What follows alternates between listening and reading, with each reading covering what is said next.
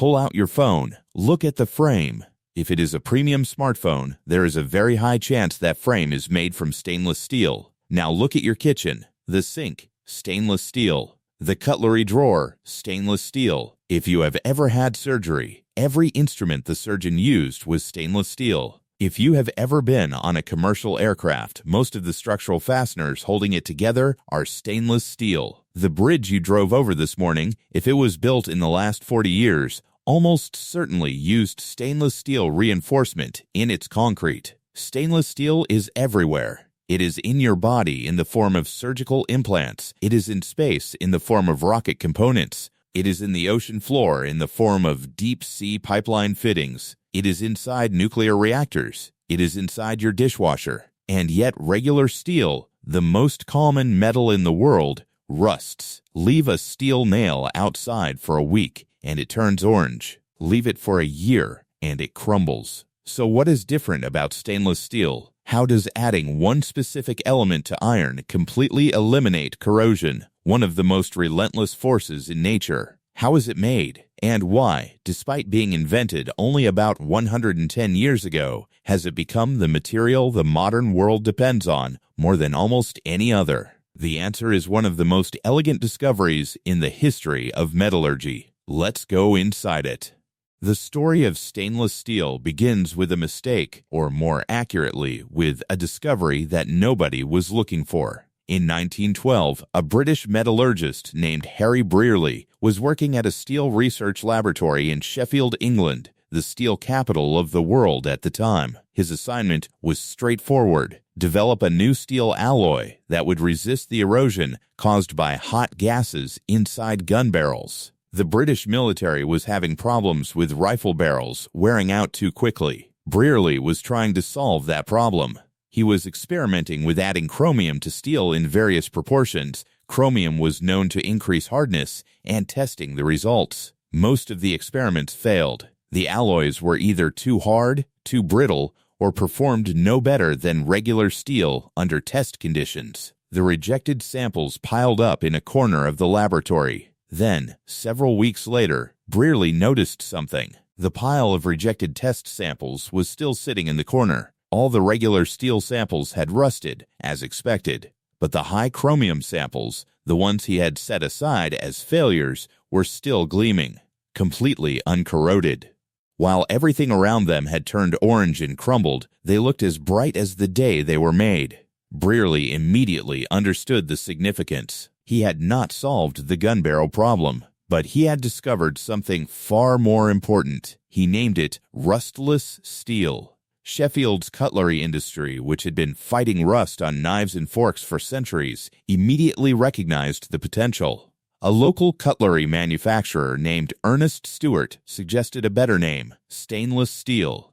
The name stuck. The patent was filed in 1916. Commercial production began within years. By the 1930s, stainless steel was being used in aircraft engines, food processing equipment, and architecture. The iconic Art Deco top of the Chrysler Building in New York, completed in 1930, is clad in stainless steel and has never been repainted or refinished in nearly a century. It still gleams. The discovery happened because a scientist noticed that his failures weren't rusting. The entire modern world changed because of a pile of rejected experiments in a corner of a Sheffield laboratory.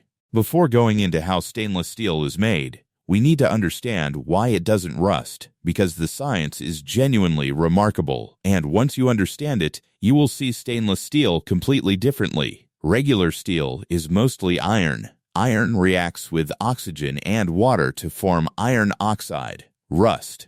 This is an electrochemical reaction. Iron atoms at the surface lose electrons to oxygen molecules, forming the reddish-brown compound that flakes and crumbles and progressively destroys the metal from the outside in. The more the surface rusts, the more surface area is exposed, which accelerates the rusting further. It is a self-reinforcing process. Left unchecked, it consumes the metal entirely. Stainless steel contains a minimum of 10.5% chromium by mass, and chromium does something extraordinary when exposed to oxygen. It reacts immediately, far faster than iron does, to form a layer of chromium oxide on the surface. This layer is completely invisible. It is only a few atoms thick, and it is self-healing. Scratch the surface, and the chromium in the exposed metal reacts with oxygen instantly to form a new protective layer. This invisible chromium oxide layer acts as a perfect barrier between the iron in the steel and the oxygen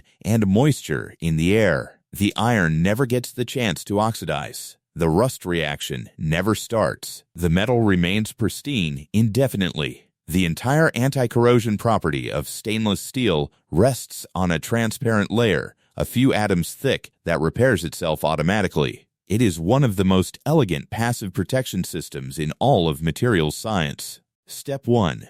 Melting and alloying, where stainless steel is born. The raw materials for stainless steel are iron ore or steel scrap, chromium ore, and, depending on the grade being produced, nickel, molybdenum, titanium, or other alloying elements. Approximately 60% of all stainless steel produced today is made from recycled scrap, making it one of the most recycled materials on Earth. These materials are loaded into an electric arc furnace, a massive vessel where 3 graphite electrodes conduct electricity through the charge, generating temperatures of over 1600 degrees Celsius. The entire charge melts in approximately 60 to 90 minutes. The molten metal is then transferred to an argon-oxygen decarburization vessel, known as an AOD converter. This is a critical step unique to stainless steel production. Oxygen and argon are blown through the molten metals simultaneously. The oxygen burns off excess carbon. Carbon would make the steel too brittle, while the argon prevents the chromium from oxidizing and being lost from the melt. Without the AOD process, producing Step 2.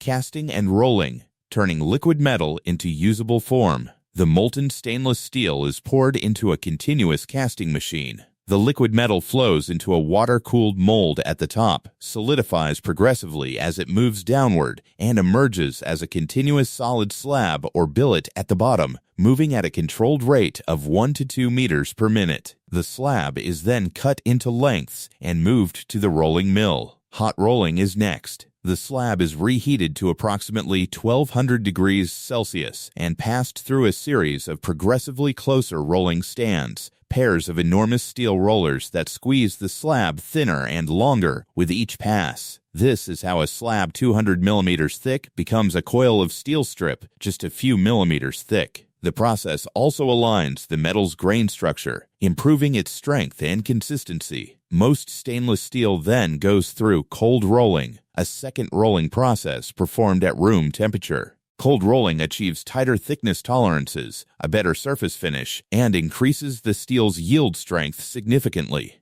The difference between hot-rolled and cold-rolled stainless steel is visible immediately. Hot-rolled has a dull gray surface scale. Cold-rolled is smooth and bright. The rolled coils are annealed, heated, and slowly cooled in a controlled atmosphere to relieve the internal stresses built up during rolling and restore the material's ductility. Then, they are pickled, immersed in an acid bath that... Here is something most people do not know. Stainless steel is not one material. There are over 150 different grades of stainless steel, each with a different composition and different properties. Understanding just 3 of them explains most of the stainless steel you encounter in daily life. Grade 304 is the most common stainless steel in the world. It contains approximately 18% chromium and 8% nickel, which is why it is also called 188. It is the steel in your kitchen sink, your cutlery, your coffee machine, and most food processing equipment. It resists corrosion well, is easy to weld, and is relatively inexpensive to produce. If you touch stainless steel today, it is almost certainly 304. Grade 316 adds molybdenum to the 304 formula, typically 2 to 3%.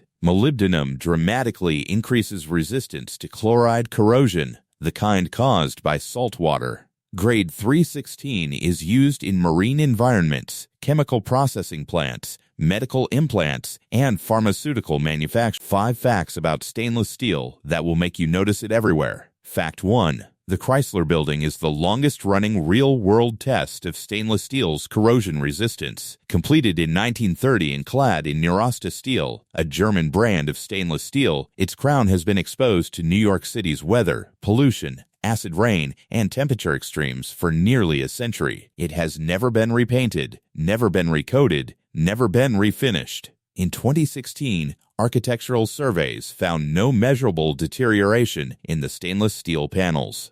The building is both a New York landmark and a 94-year-long materials science experiment with a perfect result. Fact 2. Stainless steel is the reason modern surgery became safe. Before stainless steel surgical instruments, surgical tools were made from carbon steel, which corroded, harbored bacteria in its pitted surface, and was difficult to sterilize fully. The adoption of stainless steel instruments in the 1920s and 1930s, autoclavable, non-corrosive, smooth-surfaced, was a direct contributor to the dramatic drop in post-surgical infection rates in the 20th century. The material did not just change manufacturing, it changed medicine. Fact 3. SpaceX's Starship, the largest and most powerful rocket ever built, is made almost entirely from stainless steel, specifically a grade called 301 stainless. Elon Musk announced in 2019 that SpaceX switched from carbon fiber composite to stainless steel specifically because stainless steel is stronger at cryogenic temperatures, self-healing at high temperatures due to the chromium oxide layer, and costs approximately 100 times less per kilogram than carbon fibre. The future of interplanetary spaceflight. A Sheffield metallurgist in 1912, trying to fix a gun barrel problem, noticed that his failed experiments were not rusting. He called it rustless steel. Someone else renamed it stainless. And within 1 century, it became the material in your kitchen, inside your body, on the world's most iconic skyscrapers, and on the rocket humanity is planning to use to reach Mars. The secret, the entire reason it works, is a transparent layer a few atoms thick that repairs itself every time you scratch it. The most quietly extraordinary passive protection system ever accidentally discovered. The next time you wash a fork, look at it. Think about the electric arc furnace it came from, the chromium that makes it permanent, the Sheffield laboratory where someone once noticed their failures were not rusting and decided that was worth paying attention to. Every object has a file. Every material has a story. We're only just getting started. Subscribe and join us for the next one. The Object Files. Every object has a case.